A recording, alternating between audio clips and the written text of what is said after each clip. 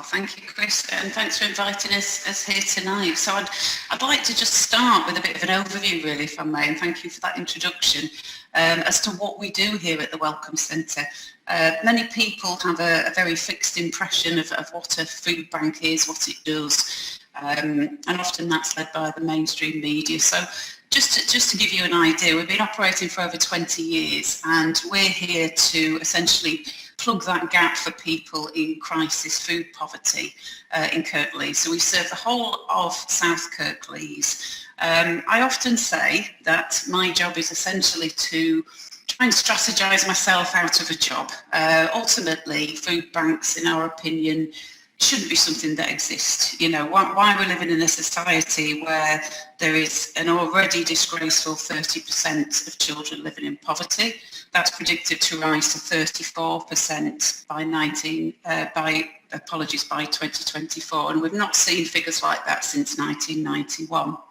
And it was interesting, Chris, what you said there, because I mean, our belief here is that until everyone's protected, no one's protected, and those inequalities are increasing, certainly through the pandemic. So we're mainly volunteer-led here, and our main aim is to give crisis food supplies to people for 7 days. What we also endeavour to do is to provide dignity to our clients, to reduce that stigma in accessing a food bank. And certainly what we've found throughout the pandemic is that people are accessing crisis food that have never had to do so before. We've seen a hugely changing demographic. So just to give you an idea of the size of our operation, we gave out 10,495 packs last year. That's the equivalent of round about just over 200,000 meals. So that gives you an idea of the scale of what we're tackling. Now, when you weigh that up against the fact that we have 6.7 million tonnes of food waste every year in the UK, you begin to see that something's going wrong somewhere. Now, on a positive, we've seen a huge increase in financial donations, especially throughout the pandemic, and gradually the public, our supporters and our corporate partners are understanding that that enables us to buy the food we need in bulk when we need it, and to try and strike that balance between feeding people as rapidly as possible and nutrition. We really want to ensure that for our clients, this isn't just a case of, oh, let them have porridge or lentils, as we may have seen in certain streams of the media. You know, we're very much against that idea. We want to give our clients dignity and choice. So if I just look at that, and I have a visual here, Chris, as mentioned, I'll show this to everybody as well that's on the webinar watching. And this little box of custard powder, I don't know if everybody can see that properly, is one of those things that sits on my shelf.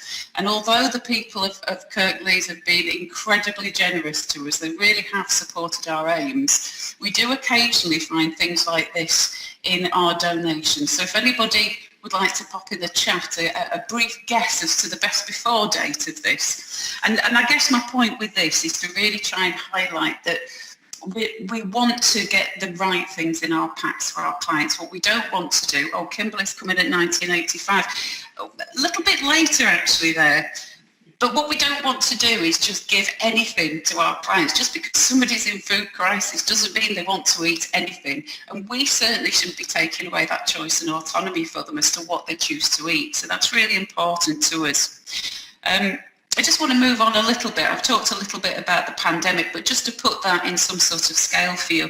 When we first went into lockdown, I say the first lockdown, our referral numbers here in a month jumped from 801 to 1,272. So you begin to see the sort of challenges we've been up against in as much as we've got to socially distance, we're volunteer-led, and at first we struggled to access food. We were still under the same 3 items. You know, we had to come into partnership more strongly with local supermarkets, especially to try and, oh, now it's gone off. Oh, can you still hear me there, Chris?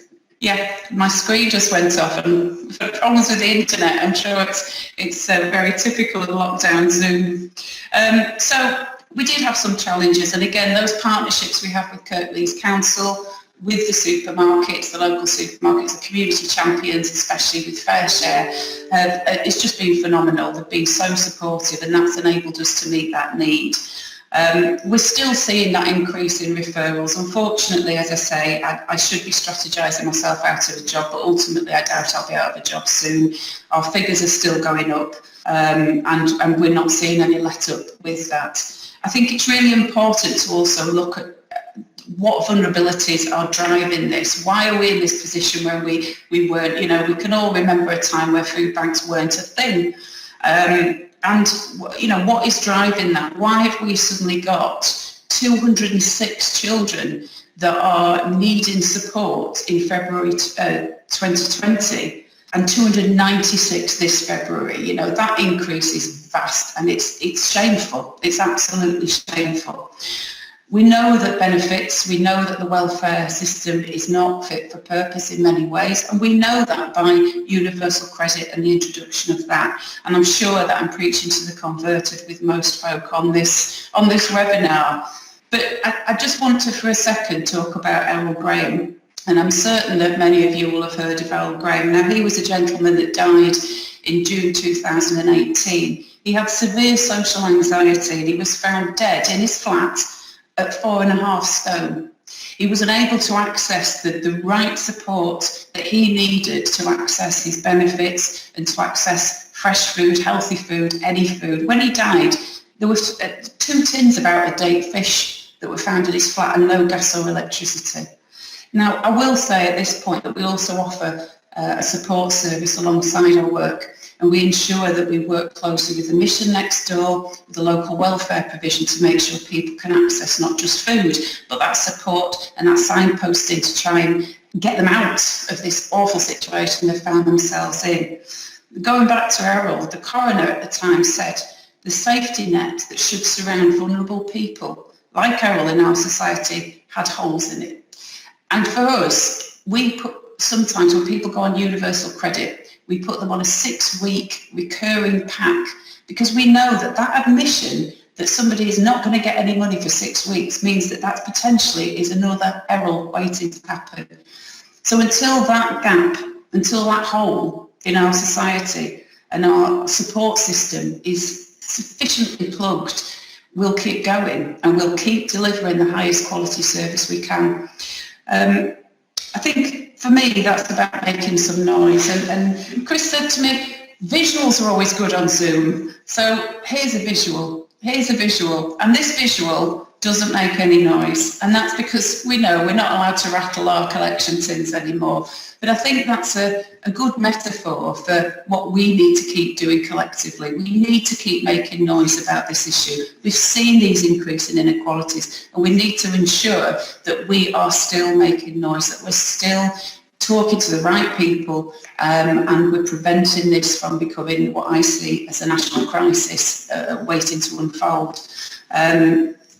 I don't have much else to say on that at the moment, but what I will say is that, again, it's doubtful I'll be out of a job anytime soon, which is a really unfortunate state of affairs and an unfortunate thing to have to say.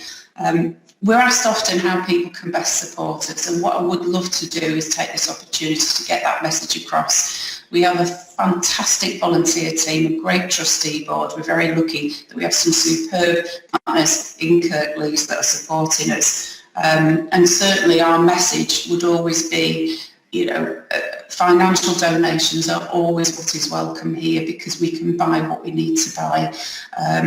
We get substantial amounts of food donations as well. We're very grateful for them, but we have to operate quicker to meet need at the moment, and the faster we can get what we need where we need it, the better it is for those people that are suddenly plunged into food poverty in Kirklees. So thank you. Thank you for listening.